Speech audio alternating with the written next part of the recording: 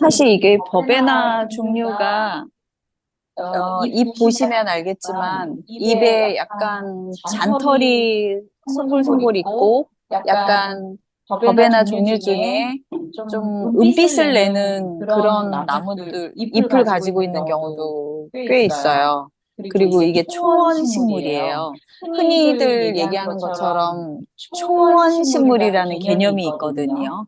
이 초원을 어떻게 생각하셔야 되냐면, 아프리카 왜 우리 동물의 왕국이나 이런 데 봤을 때 사바나 같은 데 있잖아요. 그러니까 넓게 이렇게 펼쳐져 있고, 그러다 보니까 바람도 많이 불고, 햇볕도 쏟아지듯이 내려오고, 왜 이렇게 아프리카 사자들 뛰어노는 장면에서 흔히 나오는 거 있잖아요.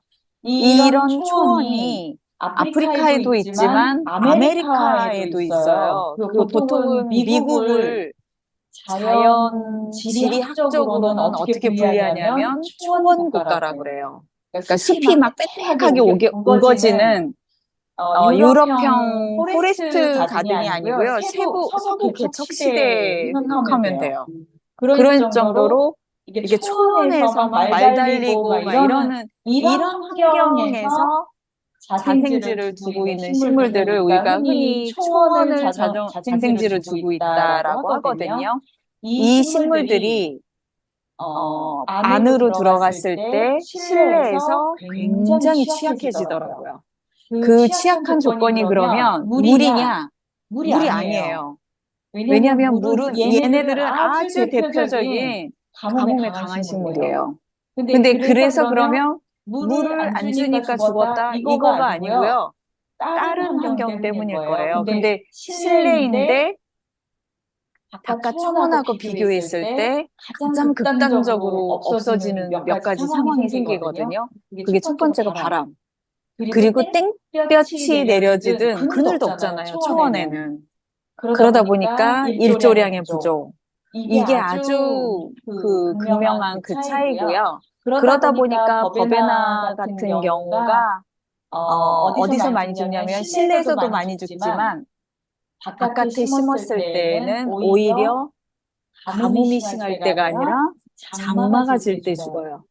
장마가 있거나 습도가 높아지거나 뭔가 이렇게 그 차근차근하다는 느낌 있잖아요. 바람이 막 팍팍 불어주지 않고 이런 환경에는 대부분 다 초원을 근거지로 두고 있는 식물들이 다 어렵다고 보셔야 돼요.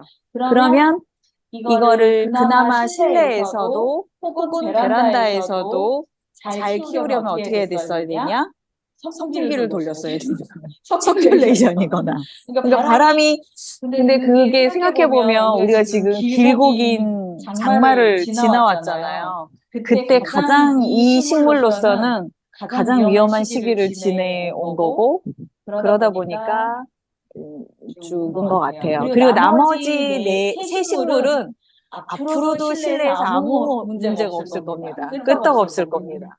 그게 동남아권의 날씨들 있잖아요. 아마존 유역에 그 자생지를 두고 있는 식물들은 실내 환경에 그 습지가 나고 공기가 잘 안 통하고 빛이 별로 없는 상황에서도 얼마든지 잘 자라요. 그러니까 그런 차이가 되게 극명하게 나는 네 종류의 식물 중에서 가장 특징이 뚜렷했던 애가 버베나라고 보시면 될 것 같아요. 근데 그 이 버베나는 파라솔이라고 하는 얘 말고도 우리 흔히 마편처라고 말하는 그 버베나도 마찬가지예요. 조건이 똑같습니다. 그래서 실내로 들어가면 굉장히 어렵고요. 그런데, 저는 개인적으로는 우리가 실내에서 정원을 하는 이유가 뭘까? 이거를 조금 생각해 보면 실내에서 잘 자라는 식물들을 키우고 관상적으로 예쁘면 좋겠다. 이 차원에서 식물을 심는 거는 아니거든요. 사실은 제가 실내에서 정원을 했으면 하는 이유는 만들어진 정원 덕분에 식물을 키우는 어떤 노하우 덕분에 우리 몸이 훨씬 더 좋아지는 그 단계로 접어들면 되게 좋은 일석이조 효과라고 생각을 해요. 그래서 진짜 맞아요. 그러니까 이게 생각을 해보시면 이게 진짜 그냥 여기 관상 효과로서 좋을 것 같으면 조화가 맞죠. 물도 안 줘도 되고 잘 살아있고 매번 똑같은 모습이고 근데 얘가 살아있는 식물을 가지고 들어가면 당연히 여기 공기가 변화가 찾아오고 당연히 이 뭔가 온도 습도 다 변하는데 그렇다 그러면 장마철에 버베나를 살릴 수 있는 방법을 쓰셨으면 집안 공기가 너무 좋았겠죠. 선풍기 계속 돌려주고 환기시켜주고 건조하게 만들어주고 이랬었을 거니까.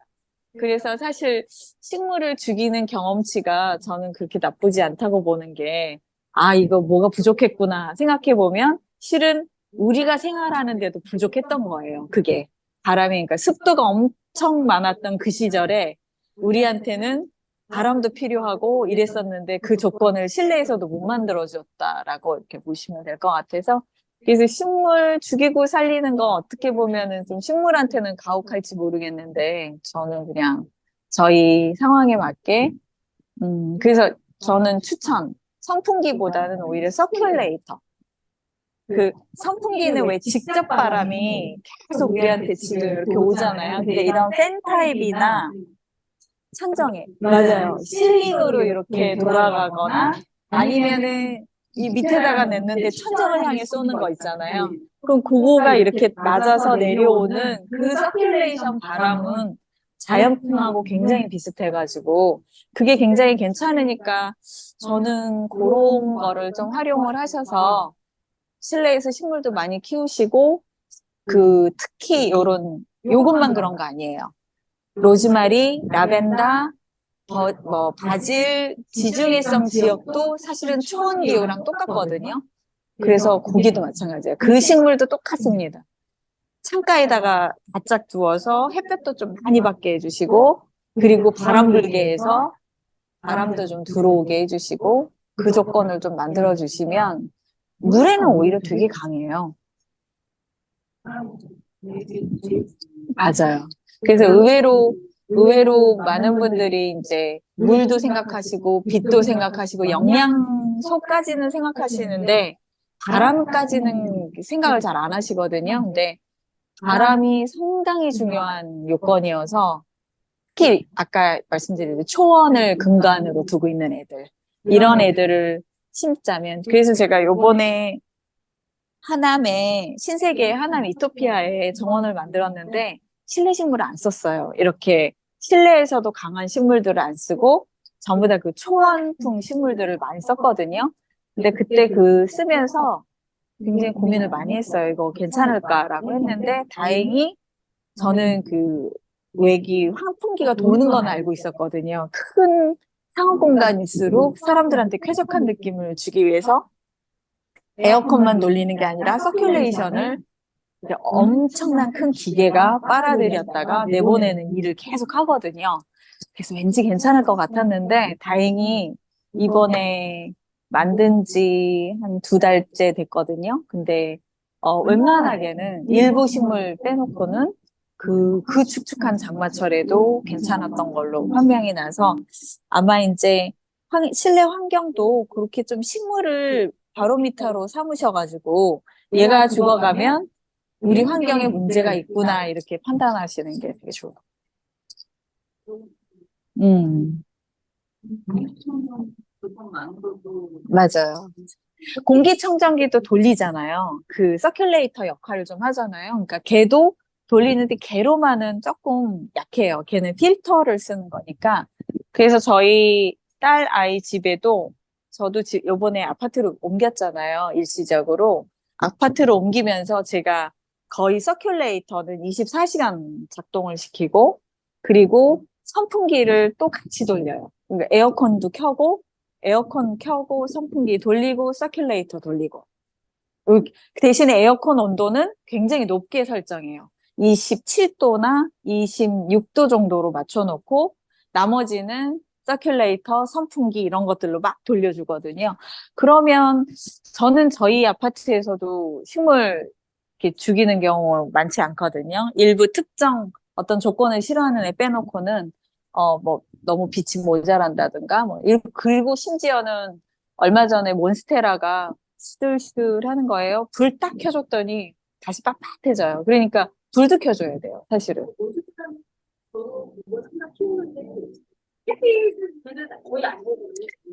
그 밝으면 괜찮은데 제가 부엌 안쪽으로 깊숙이 넣어놨어요. 그랬더니 시들시들해지다가 제가 위에 불이 있길래 그 불을 낮에도 켜놓고 그리고 이제 저는 밤에 잘 때도 그 식물 하나하나마다 사실은 램프가 연결돼 있어요.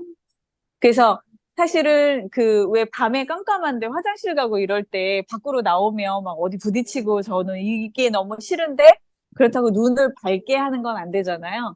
그러니까 식물 요런 거 흰색 저거 있잖아요. 저거 저희 남편 방에도 하나가 있고 저희 거실에도 하나가 있고 제 방에는 딴 게 있는데 저게 있으면 저 옆에 스탠드가 하나가 딱 다시 있거든요. 그러면 밤에 걔를 딱 켜주고 자요. 그러면 얘한테는 광합성 작용이 일어나는 거고 나는 불을 밝혀주니까 좋은 거고 일석이조.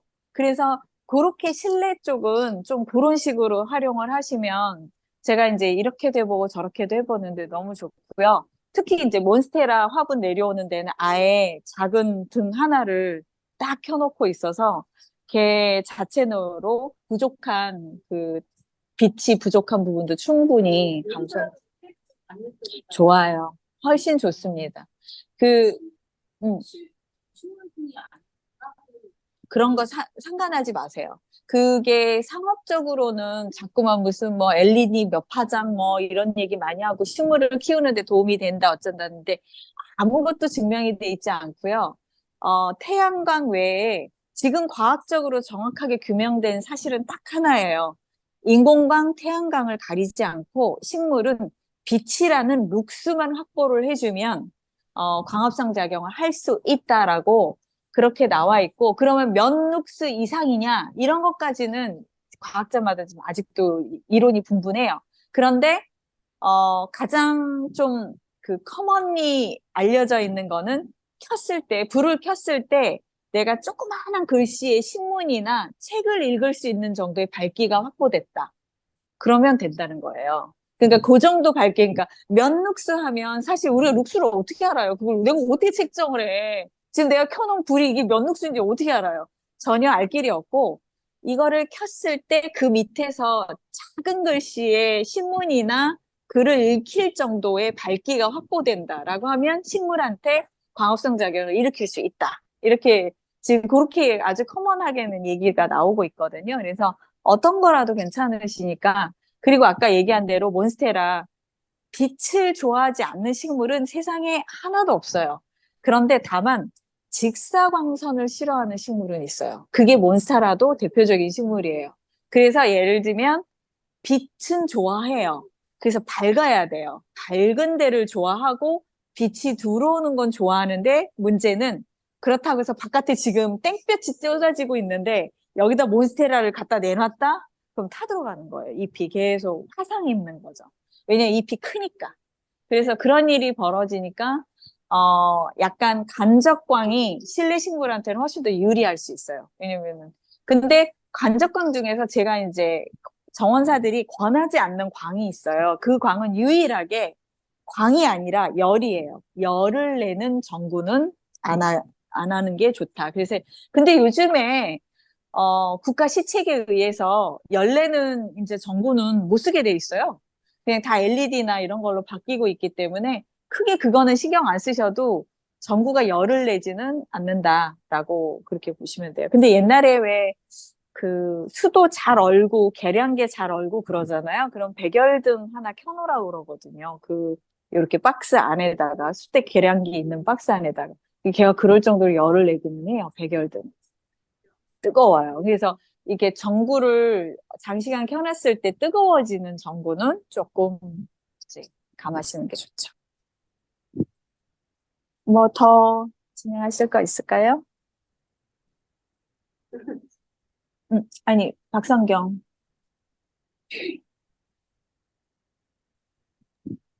네, 제가 약간 보충을 하자면, 어, 저도 이 법에나가 빨리 갔거든요.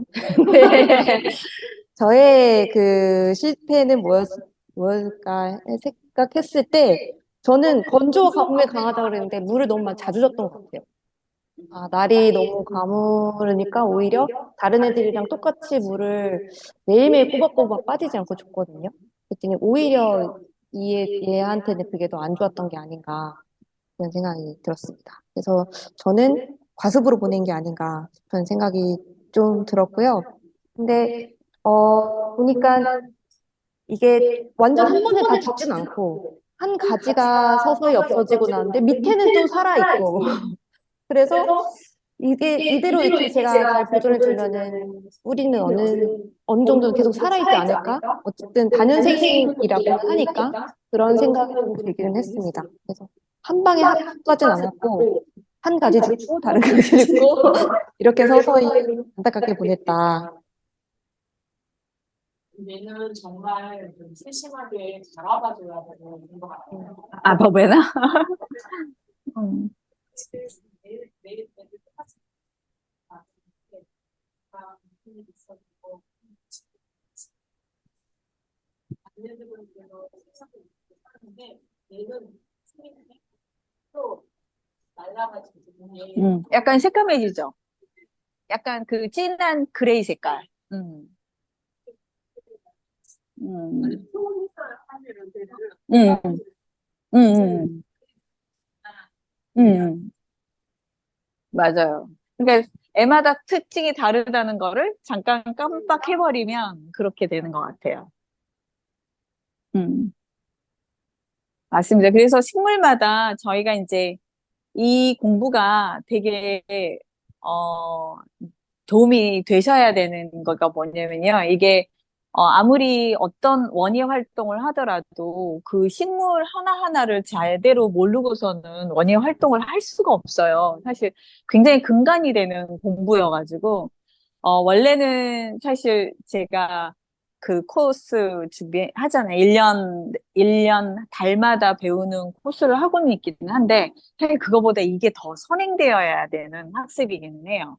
근데 이 기간을 길게 갖고 나야, 그 다음에 이제 1년 그 코스를 해도 좋기는 한데, 근데 이 과정만 계속 하면은 너무 이제 좀 지루해 하실 수도 있고, 아, 내가 뭘 배웠지? 막 전혀 막 헤매실 수 있어가지고, 저희가 이제 메인 코스에는 이거를 안 하고 따로 이렇게 별도로 빼낸 코스인데 어쨌든 이 공부가 근본이라는 거는 꼭 좀 알고 계셔야 될 것 같아요. 내리는 수업 따로 있는데요? 그렇죠. 그 저희 이제 2020 이제는 두 분은 되게 좋은 케이스가 될 것 같아요. 2024년에 1년짜리 코스가 있으니까 달마다 한 달에 한 번씩 와서 원예의 노하우를 익히는 시간이에요. 근데 그 수업은 식물에 대해서만 포커스를 맞추고 있지는 않기 때문에 달마다 벌어지는 온갖 일들을 다 좀 다루는 편이어서 근데 이제 이거를 먼저 알고 그거를 하시면 귀에 이제 쏙쏙 들어오죠.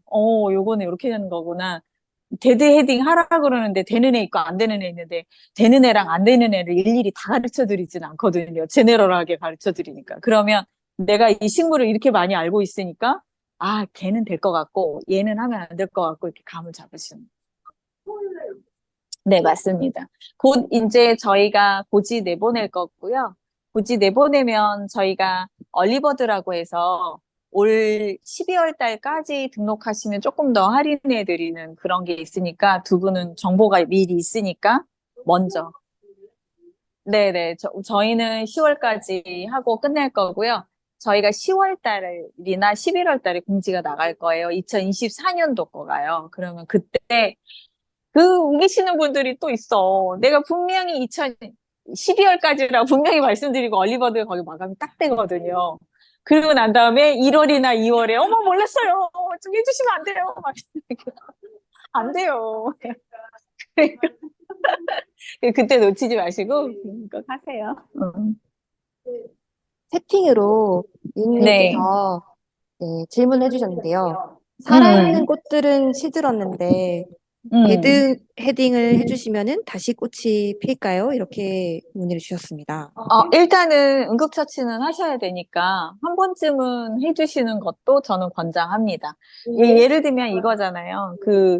약간 거무투투하게 애가 다 죽은 걸로 보여요. 그럴 때 뿌리 바로 위에 한 1, 2cm만 남기고 한번 싹둑 잘라보세요. 그러면 그 옆구리에서 새로운 애가 나올 확률이 꽤나 있어요. 그래서 우리가 최종적으로 얘한테 사망 선고를 내리기 전에 심폐소생은 한번 해볼 만하거든요. 그래서 그럴 때는 물 한번 흠뻑 주신 다음에 그 1, 2cm 그 지면에 1, 2cm에서 바짝 잘라버리는 거죠. 그렇게 한번 잘라셨다가 걔가 더 올라오는지 안 올라오는지 한번 지켜봐 주시고요. 그리고 요럴 때는 제가 따를 때는 영양분을 주는 거를 전혀 권장 안 해드리는데 약간 이렇게 식물의 세력이 약해져서 한번 잘라버리거나 뭐 이랬을 때 꽃만 죽었으면 꽃만 자르셔도 돼요. 꽃 바로 밑에서.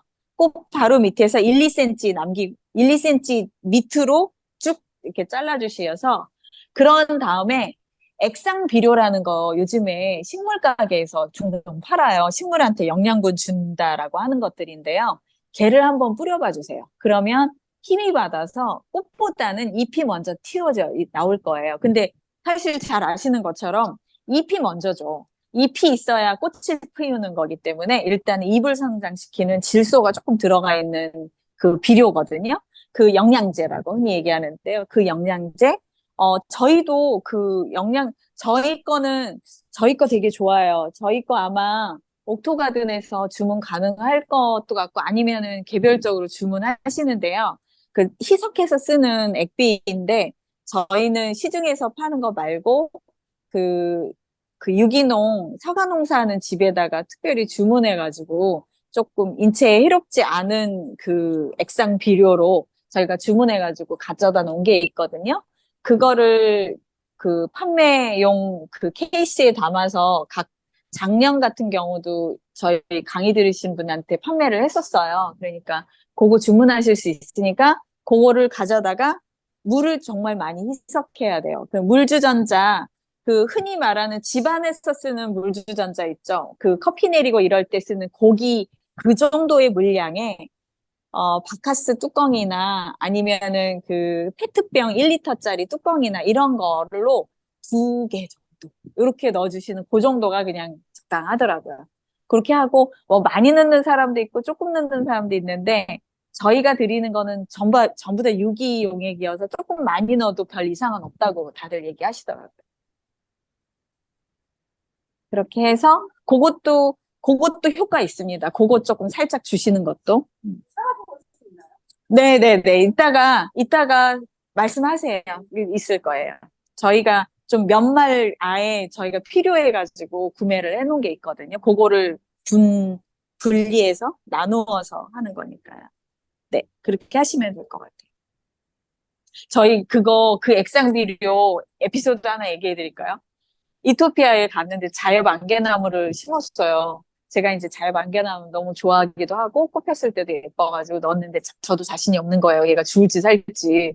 근데 아니나 다를까 심자마자 일주일 후부터 얘가 낙엽이 두두두두 떨어지면서 죽는 증상이 보이는 거예요. 그래서 안 되겠다, 모르겠다 그래갖고 그 액상 비료를 가지고 가가지고 그 뿌려줬거든요. 전부 다. 새싹이 나는 거 아세요? 새싹이 올라오고 그래서 내가 야 신기하다, 진짜 신기하다 이런데 모든 거에 다 적용이 되지는 않지만 심폐소생술이 이렇게 통해요. 그런 게 가끔. 그러니까 그럴 때 한번 활용해 보세요. 다음 식물. 네, 질문이 좀 해소가 되셨는지 모르겠어요, 혜니님. 네. 다음 실로 넘어가기 전에 이거는 같이 보고 싶어서 제가 링크를 음. 가져왔는데, 버베나 하이브리드 하잖아요. 근데 또 찾아보니까 이것도 학명이 약간 바뀌고 있는 중인가 봐요. 그래서 그란듈라리아라고 하는 이름으로도, 그러니까 버베나에서 조금 빠져나오고 있는 중간인 것 같은 모습도 좀 보이긴 했었습니다. 그리고 종류가 엄청 많더라고요. 특히 이 꽃의 색깔, 그리고 모양 이런 것들이 굉장히 다양해서 구글에서 제가 쳐보니까 이미지가 색깔이 저희는 빨간색으로만 갔잖아요. 근데 빨간색 안에 이렇게 하얀색 뭔가 타원형의 무늬가 한 번 더 있는 것도 있고 안 바뀌고 있다, 이거는. 그건 아고요. 그래서, 예, 공유를 다시 해드릴게요. 음.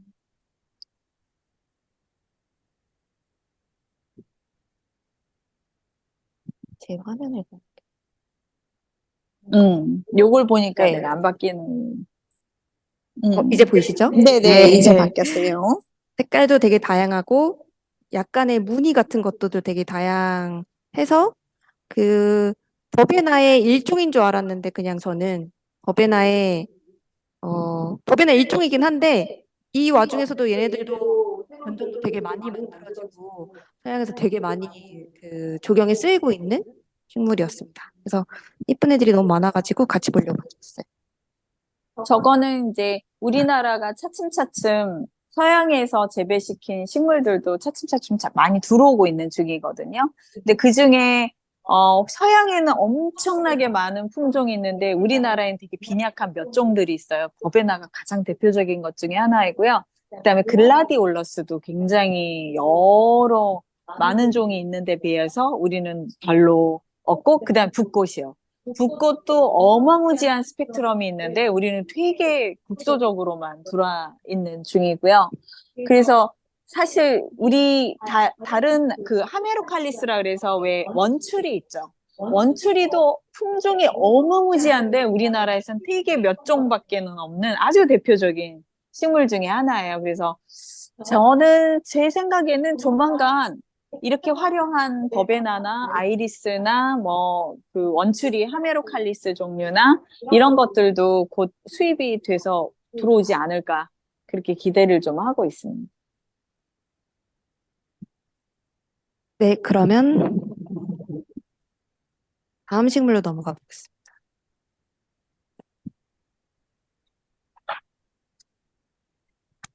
다음 식물 남천은 누가 어떤 선생님 해주실 수 있으세요? 네.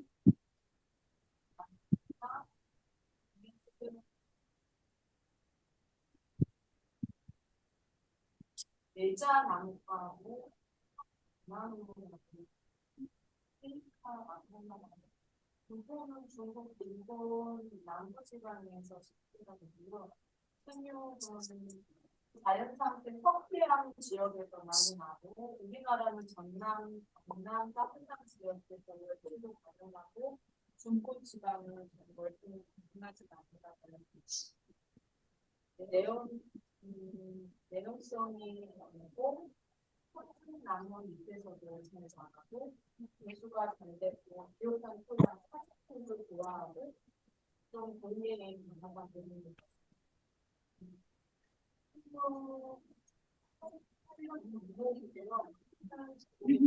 위에서 30%까지 나가고, 그리고 중간에 직접한 10대 정도까지, 10대 이상까지 좋아하고요. 처럼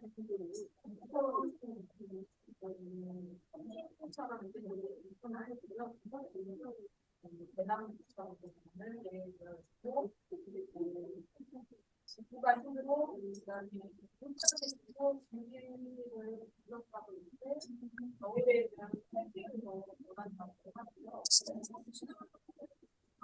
이걸 지역적으로 있고 열매는 10월에 두 번째 로 10월에 기도여서 두 번째 하고 마음의 이유에는 마음 이혼에 있는 것으로 하는 거 보니까 처음에 이게 붉은색으로 해가지고 2월까지 쭉 열매가 열려있어요. 지금 실생하고 건강하시는데 실생이 뭐냐 씨앗으로 아니라 무성분식은 성목으로 한다. 그래서 실생은 12월에 성숙한 씨앗을 과육을 벗기고 난 다음에 온수적인 상태를 유지하고 그 다음 사기를 두고 이듬해 3, 4월에 통해서 인류가 발화를 계속 하고 있고 인류 후행과 발화가 있다고 이렇게 되어 있는데 아니지. 저희는 사실 재배까지는 들어가지 마요. 저희가 해야 될 영역이 아닌 것 같습니다. 네, 사서 하고요. 그냥 키워주시는 분들이 잘 키워주실 거예요. 저희가 살 수 있도록. 음,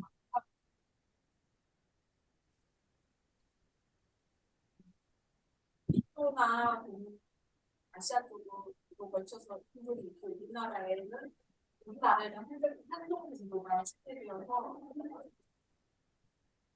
많은 종류의 것을 있는 건 아닌가 봐요. 여기까지입니다. 네. 다른 선생님들 혹시 더 조사한 거 있으세요?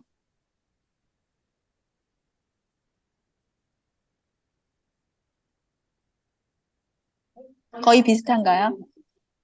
저, 맞아요. 네네네. 그 사실은 저희가 이제 남천이 원래는 중부지방 밑으로만 가능하고 원래 자생지 자체가 중국이나 동남아권의 따뜻한 아열대 기후에서 자라는 식물이기 때문에 그래서 이게 실내로 들어갔을 때도 잘 자라는 거예요. 남천 같은 경우는. 근데 그런 거에 반해서 원래 이제 이 식물이 잎이 굉장히 뭐라 그래야 되지? 가지런하면서 약간 얼핏 보면 조금 대나무 느낌 있지 않아요? 이게 가을이 내려오는 그러다 보니까 동양인들 입장에서는 되게 친근하게 괜찮아하는 식물이에요. 대나무처럼 보이기도 하고. 그래서 그랬는데 요즘 같은 열대야 현상에다가 날씨가 점점 글로벌리 올라가는 걸로는 중부를 넘어선 지 오래됐습니다. 남천 중부에도 이미 많이 심고 있고요. 네. 더 뭐 보여주실 거 있으면.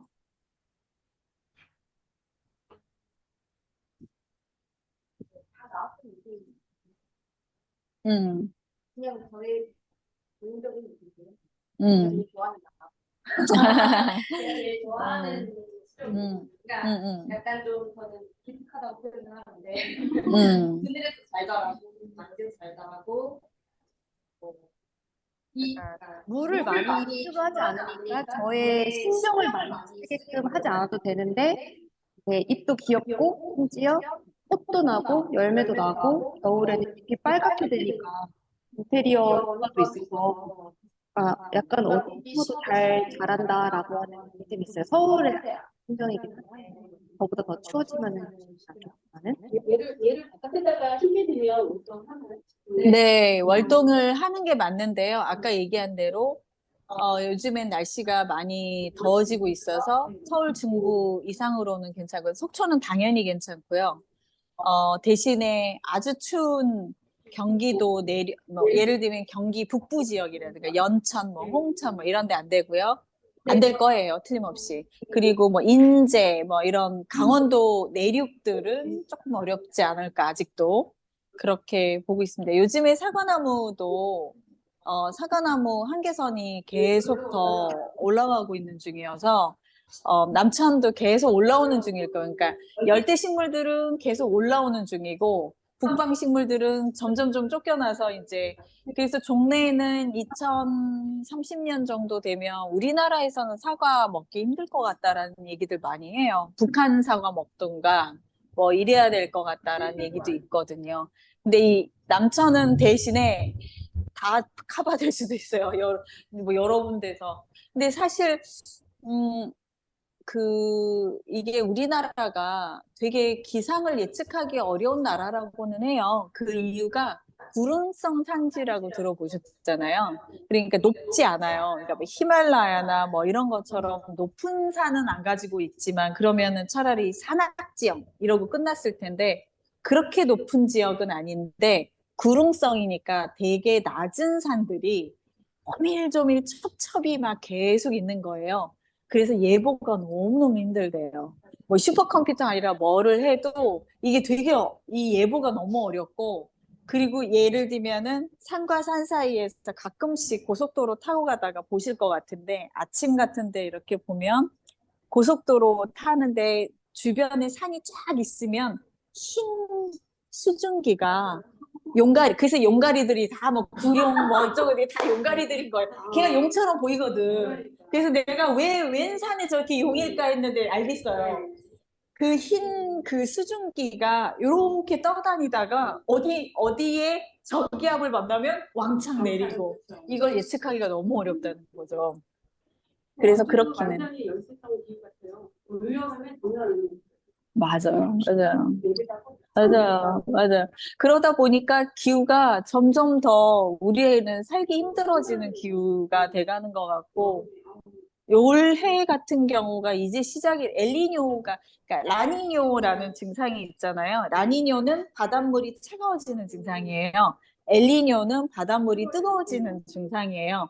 바닷물이 차가워지면 당연히 바다가 어니까 이 피해보다 이제 엘니뇨 피해는 이제 바닷물이 뜨거워지니까 여기서 생기는 바닷물 1도가 뜨거워지는 거 육상이 10도 올라가는 거랑 똑같대요. 그러니까 이 바닷물 1도랑 이 지상의 10도가 이퀄일 정도라고 하니까 이게 바닷물 이게 지금 뭐 제가 속초에 사니까 잘 알잖아.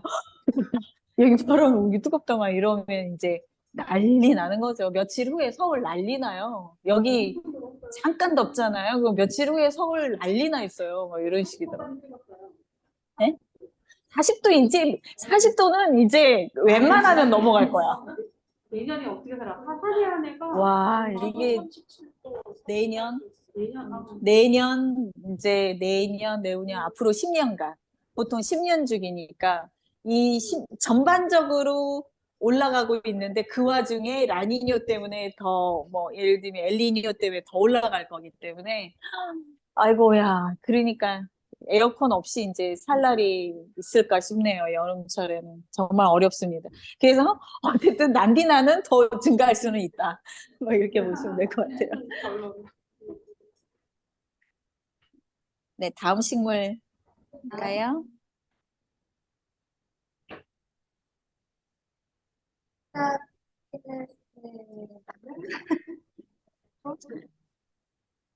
마삭줄이었어. 이거 혹시 조사하신 분 선생님? 마삭줄. 네.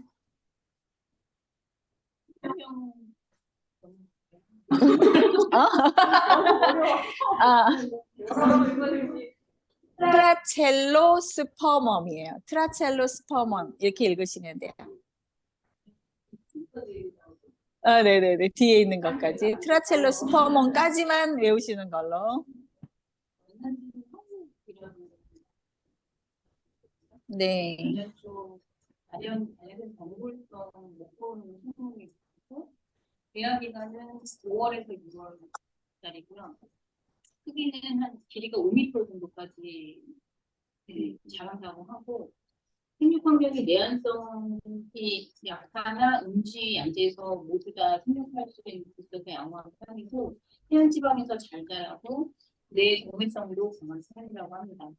그래서 상록성 경고를 치면서 지표면을 기거나 암벽 그리고 나무 뿌리에 붙이고 이렇게 타고 올라가는 것 같고요. 실내에서 이게 분재 형태로도 많이 키운다고 합니다. 네. 선생님들은 만약에 이런 마삭줄 같은 거를 활용한다면 어떻게 정원에서 활용하실 수 있을 것 같으세요? 이렇게 타고 올라가고 음. 벽을 타고 올라갈 수 있게 분재형대로 하는 걸 봤는데 그냥 이렇게 모양은 되게 다양하게 만들고 이렇게 몸이 정말 뭐 자기가 원하는 뭐 링 모양이라든가 뭐 하트 모양으로도 하는 걸 그런 식으로 생김새는 기록되어 있고요. 어떻게요? 네, 늘어뜨리는 걸로. 사실 그런 거 있잖아요. 실내에서도 가능한데 바깥에서도 가능하고 양용인 거야. 그런 식물이 흔치는 않잖아요. 남천도 대표적인 식물 중에 하나예요. 바깥에서도 가능한데 안에서도 어느 정도까지는 가능하다. 이런 식물들이 흔치는 않거든요. 근데 그 중에 이제 우리가 흔히 말하는 마삭줄이라는 것도 포함이 돼요. 그런데 얘는 영어식 이름으로는 아시안 자스민이라는 그런 별명이 있기도 해요. 실제로 자스민하고 상당히 좀 생긴 모양이 비슷하기도 하고요. 다만 향기가 자스민 향기를 내지는 못하는데, 그런데 은근히 또 꽃 폈을 때 향기가, 마삭줄 향기가 자스민을 닮은 향기를 낸다는 사람들도 꽤 있어요. 그렇게 향기가 난다는 사람들도 많고요. 근데 마삭줄은 그냥 말 그대로 덩쿨 식물이잖아요. 덩쿨 식물을 정원에서 활용할 수 있는 방법은 뭘까? 이것도 되게 중요한 키워드예요. 그럼 덩쿨 식물이 우리가 흔히 알고 있는 게 뭐가 있을까요? 덩쿨 식물이? 어떤 거? 타임은 덩쿨이 아니라 늘어지는 식물, 레깅되는 식물이라고 해요. 덩쿨은 타고 올라갈 수 있어야 돼요. 옛날 그 고려대 가면은 담쟁이? 담쟁이. 아이비라고 말하는 담쟁이 당연히 들어가죠. 담쟁이, 그 다음에 클레마티스 가능하죠. 당연히 덩쿨 식물이죠. 또 장미도 가능하죠. 줄장미라고 해서 넘어가는 애가 있고, 그 다음에 인동초도 사실은 덩쿨이잖아요.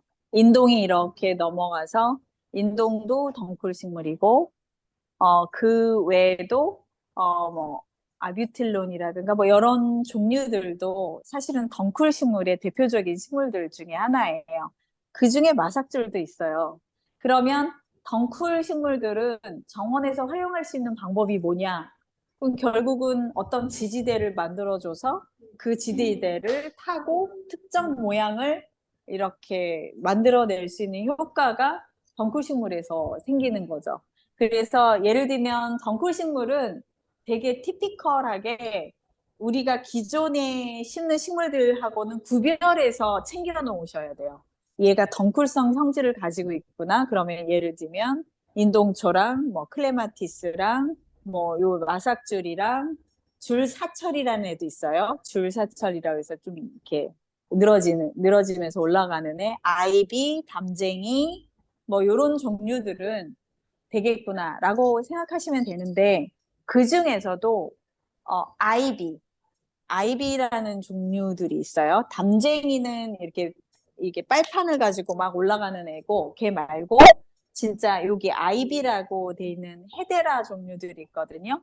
요 헤데라라는 아이비랑 마삭줄의 경우에는 의외로 그라운드 카바로 많이 쓰여요.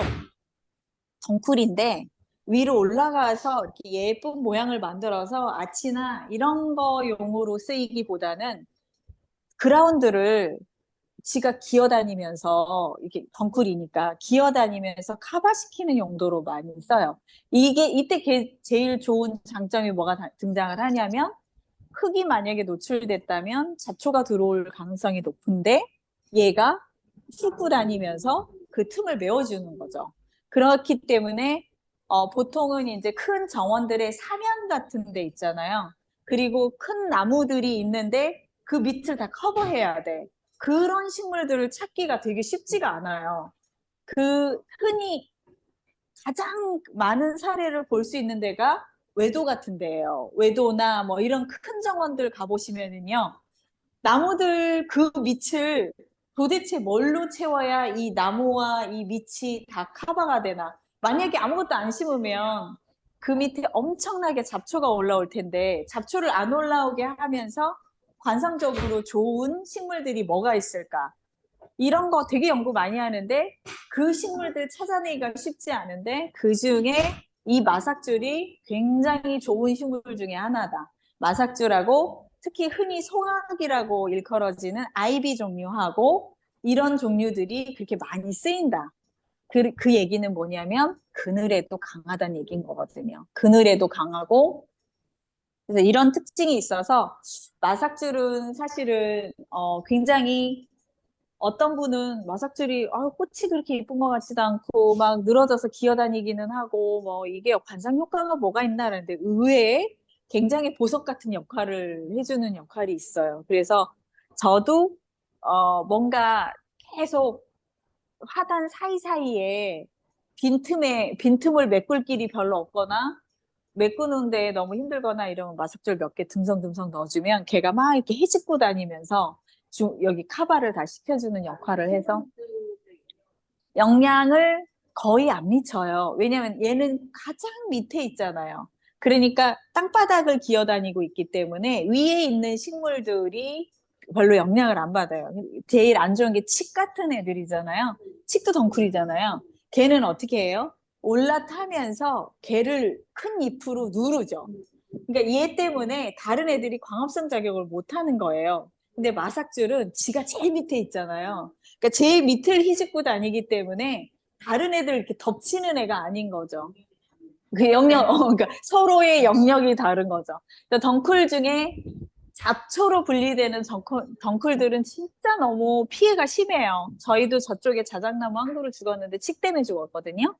칡이 많이 오해하시는 것 중에 하나가 칡이 식물을 감아갖고 목 졸라 죽이는 줄 알고 계시는 분들이 많아갖고 무슨 목을 졸라요 걔가 뭐 나무에 어디에 숨통이 있다고 목을 졸라 이걸 감는 건 아무 문제가 없어요. 이걸 칭칭 감았던 뭘 어떻게 감았던 물론 얘가 뭐 팽창하는데 영향을 줄 수는 있지만 얘가 이걸 감았다고 해서 나무 껍질이 갑자기 숨막혀 꽉 죽고 막 이러는 거 안 하거든요. 칡이 식물을 죽이는 절대적인 이유는 잎이 이렇게 커요. 진짜 애 얼굴만 해요. 그 잎을 들이워가지고 걔가 덮치는 거예요. 이 식물을. 똘똘 갈무면서 덮치니까 결국은 그 밑에 있는 다른 식물들이 광합성 작용을 잎이 아무리 달고 있어도 햇볕이 안 들어오니까 그 결국은 광합성 작용을 못해서 죽게 하는 경우가 태반이기 때문에 칡이 참 나쁘죠. 그 칡만 키우면 모르겠는데 하여간 걔랑 다른 식물을 그리고 성장 속도가 엄청나게 빠르고 내가 키우고자 하는 식물이 겨울 뭐 예를 들면 봄부터 여름까지 내내 커가지고 잎이 요만해질 사이에 얘는 갑자기 일주일 만에 요만했던 게 막 애 얼굴만해지고 이런 잎을 달고 있고 막 이래서 칡 같은 애들도 덩쿨의 가장 대표적인 애인데 굉장히 힘든 식물 중에 하나죠.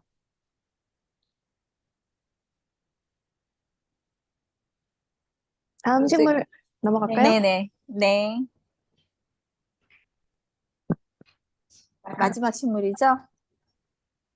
피토니아 알비레니스였습니다. 네. 피토니아 누가 해주세요.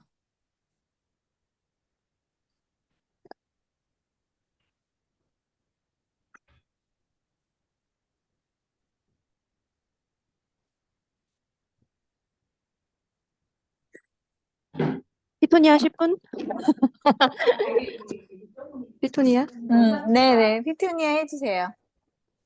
원산지가 콜롬비아, 페루, 열대 우림 지역이라고 합니다.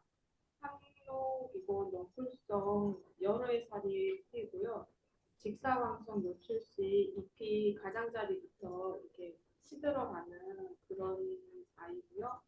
5월부터 이듬해 4월까지 따뜻하고 밝은 곳에 두면은 추위도 이렇게 두는 것을 좋아하고 그다음에 추위에 약해서 겨울에 15도 이상 실온에서 자라는 거를 원한다고 하고요. 그리고 물주기가 5월에서 9월까지는 성장기이기 때문에 물을 듬뿍 주는 걸 듬뿍 주는 게 좋고 특히 여름에 고온 건조에는 습도를 유지하기 위해서 여러 번 분무를 해주면 싱싱한 잎을 볼 수 있다고 해요.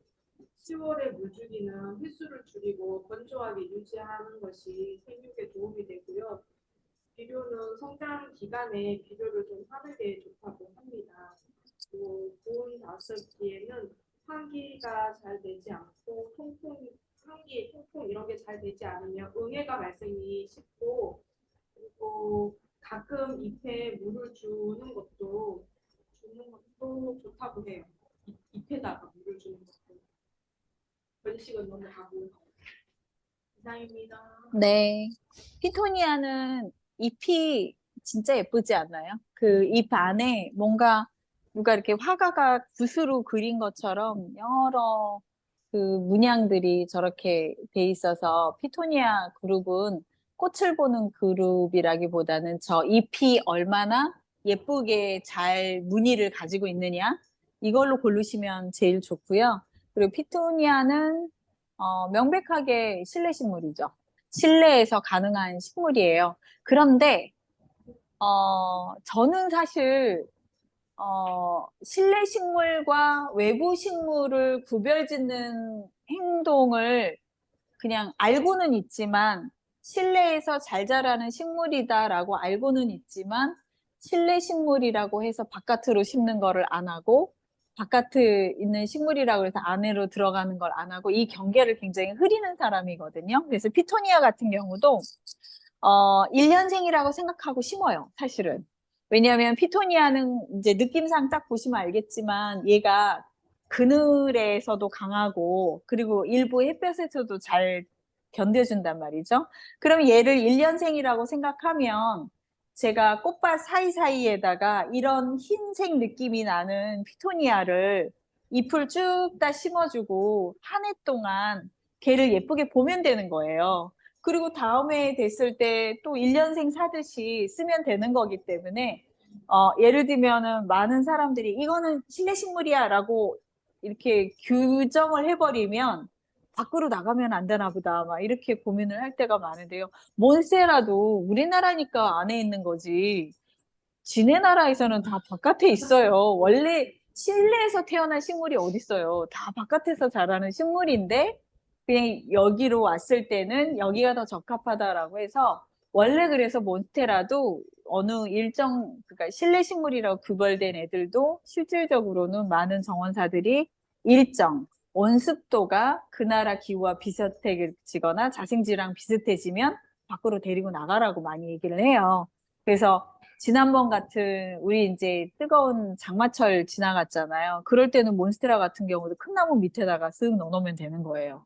그러면은 지가 열대 우리 페루인가 보다 아마존인가 보다 막 이러면서 자라다가 선선하게 바람이 불거나 이러면 다시 가지고 들어오고 그래서 안팎으로 나왔다 갔다 이거를 자유롭게 하시면 되고 피토니아 같은 경우는 저는 이제 귀찮으니까 그런 짓까지는 잘 안 하는데 원칙적으로 말씀드릴게요. 바깥에다가 제 식물 키우듯이 피토니아 잎이 좋으니까 화단에다 쫙 심었어요. 근데 왠지 이제 내일 모레 설이 내려서 얘 죽을 것 같은데 그러면 어떻게 해요? 그냥 죽여도 상관은 없지만 그냥 그거 캐가지고 화분에다 담은 다음에 집 안으로 갖고 들어가면 겨울 내내 또 보는 거예요. 그랬다 봄이 되면 또 내보내. 날 풀리고 이랬을 때. 이래도 되는 거예요, 사실은. 그래서 그 경계를 너무 실내, 실외 막 뚜렷하게 가질 필요는 저는 없다고 그렇게 생각하고 있어요. 그래서 전반적으로 고온 다습한 환경을 좋아하니까 이런 식물은 조금 날씨가 정말로 완연하게 여름으로 접어들었다 할 때 화단에 넣어주시거나 뭐 이럴 때 좋고요. 연중 실내에서 키울 것 같으면 그 어느 계절이라도 상관없습니다. 그리고 피토니아는 물만 왜 이렇게 성실하게 물 잘 주시는 분들 있죠. 그 일주일에 한 번 딱 이렇게 정하면 성실하게 물 잘 주시는 분들한테 가장 아름다운 보답을 해주는 식물이에요. 영원히 죽지 않을 거예요. 일주일에 한 번씩 뭐 꼬박꼬박만 주면 영원히 죽지 않을 거예요. 그럴 정도로 생존력이 뛰어난 식물이에요. 그리고 가끔 겨울이 되면 얘가 이제 워낙 따뜻한 거를 좋아하는 식물이어서 뭐 예를 들면은 그 실내 공간 중에서도 저는 부엌 쪽이나 이런 데가 열을 쓰고 이러니까 좀 따뜻한 편이잖아요. 그래서 부엌 쪽이나 이런 데 가스레인지 혹은 뭐 쿡탑 있는 근처에다가 놓고 그냥 관람하셔도 좋고요. 거기가 온화하고 따뜻한 편이어서요. 대신에 어, 스탠드, 불빛은 필요하다. 요 정도까지만 알고 계시면 될 것 같아요. 피토니아는 잎의 색상이 꽃보다 화려하기 때문에 잘만 골라내시면 엄청 화려한 꽃을 많이 보실 수 있을 거예요. 되게 그 색깔의 종류가 다양한데 어,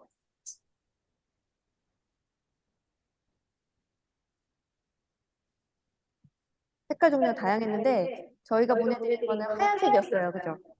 네. 그래서 화이트 스타라고 하는 종족으로 보내드렸습니다. 근데 시장에 가니까 색깔이 진짜 다양하게 있더라고요. 그래서 모아가지고 진짜 부케처럼 심는 것도 방법일 것 같다는 생각이 들었어요. 자, 그러면 네, 이상님. 응? 이번에 받은 것들은 혹시 예쁘거나 잎이 음. 좀 알록달록한 음. 이미지 가구 같은 그런 느낌의 화이트에 이래서 응, 눈으로 보기에 응. 되게 이쁘다. 응, 식물을 보고 꽃을 응. 아는데도 불구하고 이쁘다. 응, 맞아요. 이 꽃이, 식물이 꼭 꽃으로만 예쁜 건 아니거든요. 그래서 잎으로 예쁜 식물들도 많이 있어서, 어, 저희가 다음 달 식물이, 네, 얘기해 주세요. 페추니아, 푸페아, 비덴스, 구절초 이렇게 네 가지. 네, 네. 저거는, 페추니아는 정말 예쁜 페추니아거든요. 제가 저기 인스타에 올리기도 했는데요. 비덴스도 노란색 꽃, 비덴스도 되게 특이한, 요즘에 많이 유행을 하고 있는 식물 중에 하나고요. 그 다음에 코페아는 알고 계시는 분은 꽤 계실 텐데, 그래도 코페아, 꽃을 실내로 데리고 가도 되는데 꽃을 피우는 되게 예쁜 식물 중에 하나거든요. 그래서 코페아 좀 조사 좀 잘 해주시고요. 구절초는 워낙에는 바깥에서 잘 자라는 식물인데, 안에서는 어떻게 될지 한번 키워보세요. 키워보시고, 요 네 식물도 한번 키워보시고, 상태를 좀 보시면서, 다음 달에 모이셨을 때 또 의논을 해주시면 좋을 것 같습니다. 네, 네. 지금 소장님이 쌓아오신 분께서 오늘 받아가실 분들은 오늘 받아가시면 되고요. 배송 받으시는 거면은 다음 주 화요일 날 저희 쪽에서 보내드릴 예정입니다. 그럼 아마 수요일이나 목요일 날 이렇게 되실 거예요. 오늘 여러모로 쉽지 않았는데 온라인에 참여하실 때 더 쉽지 않을 것 같은데 고생 많이 하셨고요. 5월 식물 잘 키워보고 다음 달에 뵙도록 하겠습니다. 네, 고생하셨습니다. 고맙습니다.